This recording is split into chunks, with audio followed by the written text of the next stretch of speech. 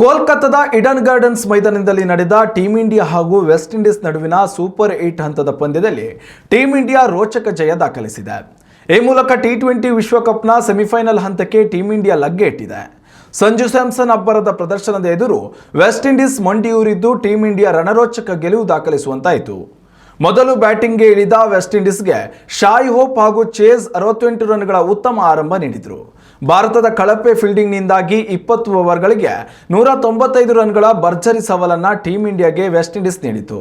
Team India ತನ್ನ T20 ವಿಶ್ವಕಪ್ ಇತಿಹಾಸದಲ್ಲೇ ಇಷ್ಟು ದೊಡ್ಡ ಮೊತ್ತದ ಗುರಿ ಬೆನ್ನಟ್ಟಿರಲಿಲ್ಲ. ಹೀಗಾಗಿ ಟೀಂ ಇಂಡಿಯಾಗೆ ಇದೊಂದು ಬಹುದೊಡ್ಡ ಸವಾಲಾಗಿತ್ತು. ಅಭಿಷೇಕ್ ಶರ್ಮಾ, ಇಶಾನ್ ಕಿಶನ್ ಉತ್ತಮ ಪ್ರದರ್ಶನ ನೀಡಲಿಲ್ಲ. ಆದರೆ ಸಂಜು ಸ್ಯಾಮ್ಸನ್ ಮಾತ್ರ ತಂಡಕ್ಕೆ ರಕ್ಷಣೆ ಅಂತ ನಿಂತರು.